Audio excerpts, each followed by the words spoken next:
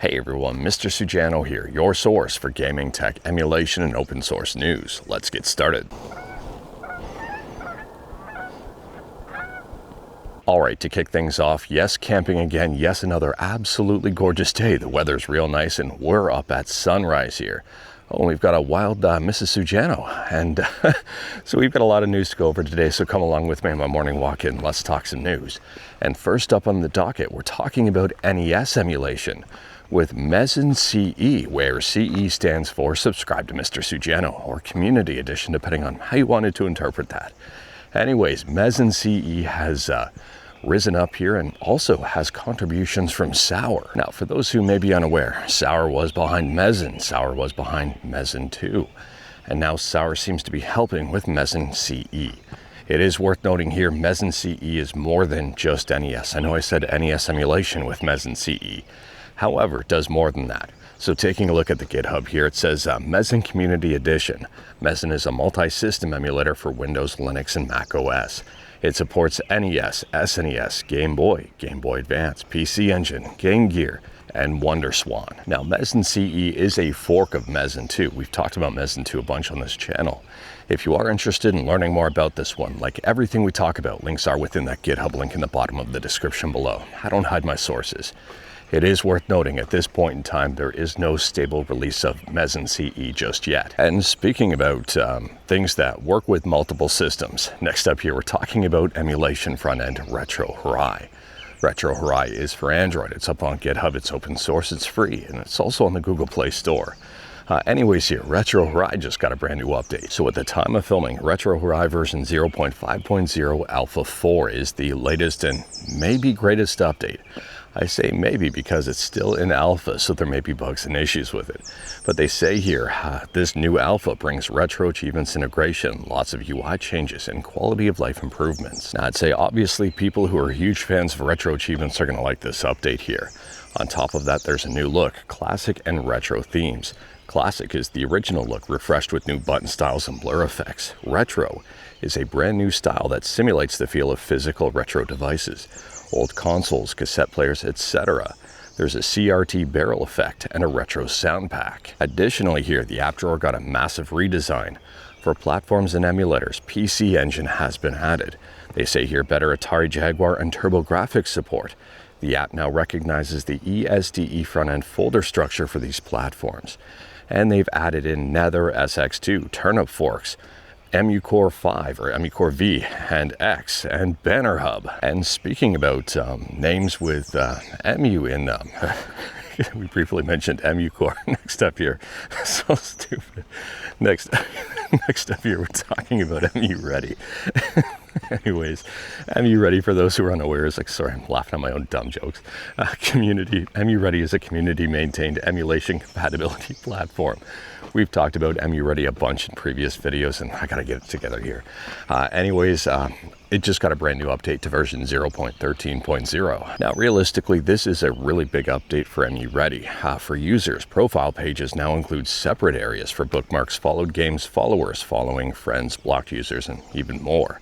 They added a feed for recent compatibility activity with separate community and following views. On top of that, bookmarks and game follows now work across handheld and PC reports. Followed games can trigger notifications when new reports are approved. The homepage now includes platform stats, top contributors, trending devices, trending emulators, app promotion, and entry points for browsing or submitting reports. Now, if you haven't checked out EmuReady before, I'd highly recommend checking it out. It's a free source, and it shows a lot of handheld and game and emulator compatibility information and even more. I mean, it started out as that and has blossomed into something absolutely huge. And I would say almost critical for the emulation community for someone brand new trying to figure things out. And talking about brand new, I'm just picking out words now and using it as a segue. Next up here, we're talking about, sorry, it's first thing in the morning, I haven't had coffee yet. Next up here, we're talking about Heroic Games Launcher. And for those who are unaware, Heroic Games Launcher is an open source games launcher for Linux, Windows, and Mac OS. And it just got a big brand new update. So at the time of filming, version 2.22 is the latest and greatest update.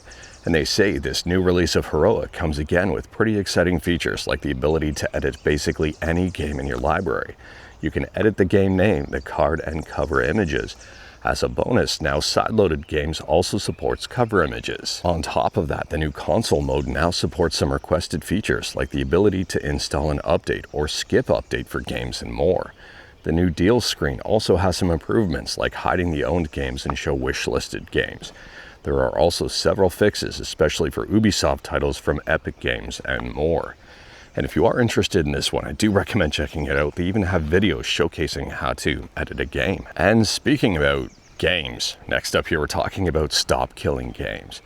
And Stop Killing Games seems to be making progress, and some pretty big progress here.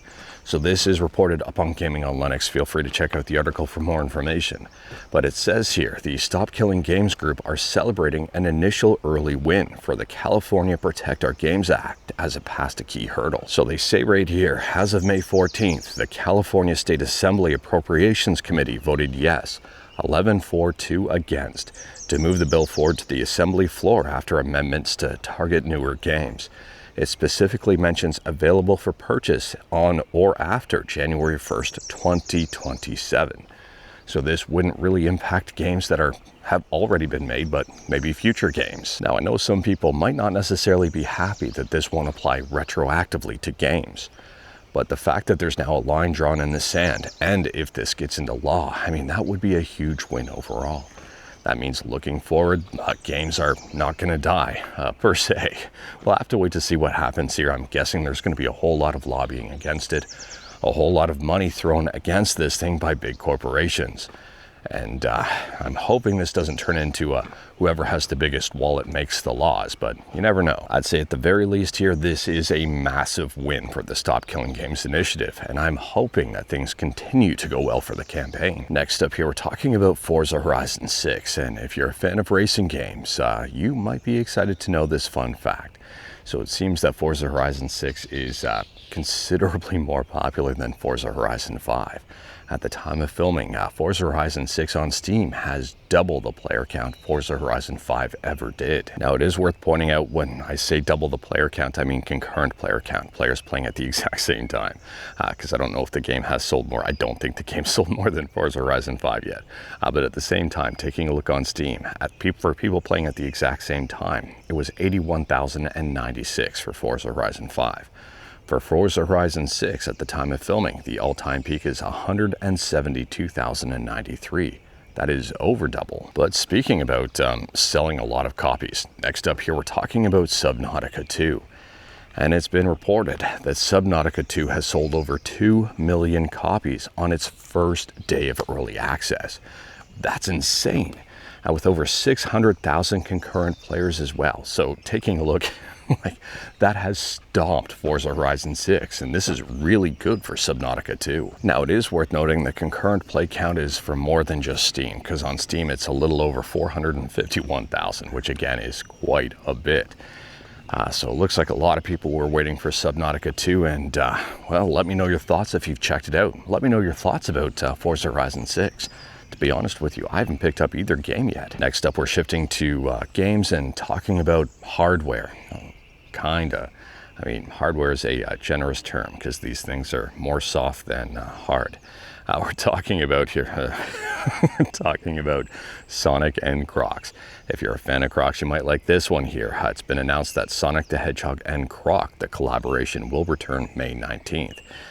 Taking a look, these are, well, they're definitely Crocs. I don't think you can run as fast as Sonic with these things on. Maybe you can if you put them into sport mode or 4x4 mode or whatever they call it nowadays.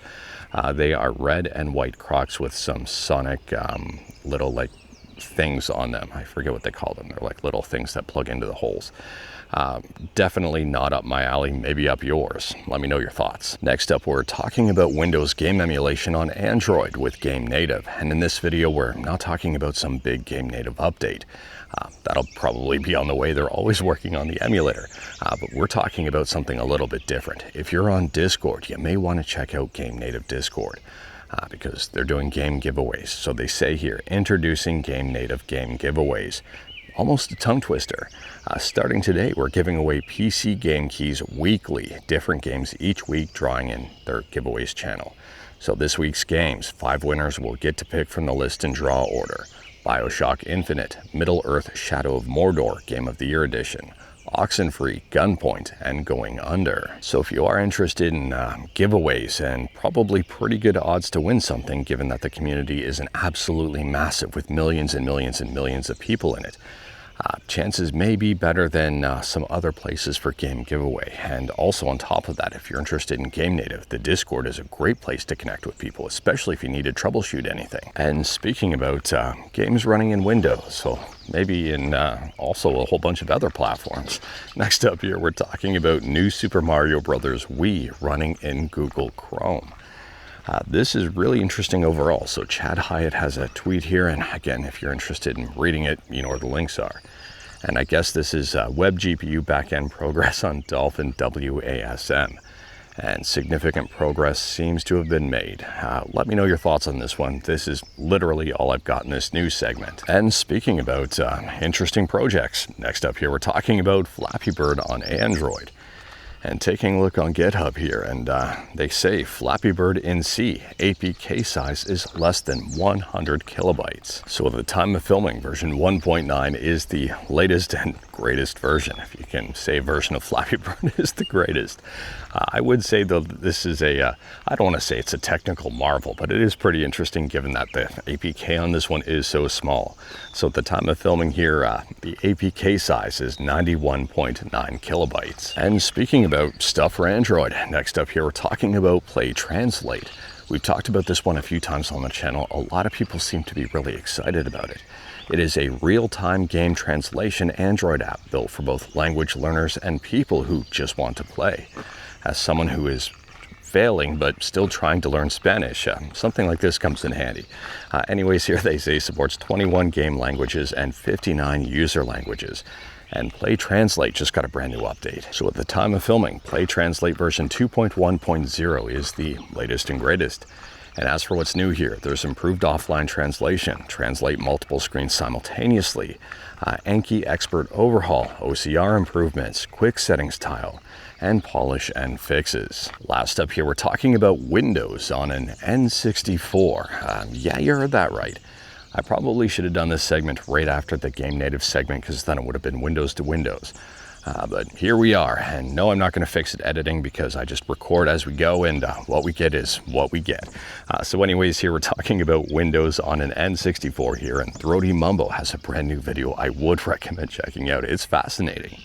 It's titled, Can We Run Windows on a Nintendo 64? And the answer is yes. So I don't think I need to point this out, but there's no official version of Windows that is meant for the Nintendo 64. This is a reverse engineering hobby project. But it is up on GitHub as well. Windows CE 2.11 on the Nintendo 64. Let me know your thoughts about this one. I mean, I don't necessarily think this is an ideal situation for anyone, for any reason.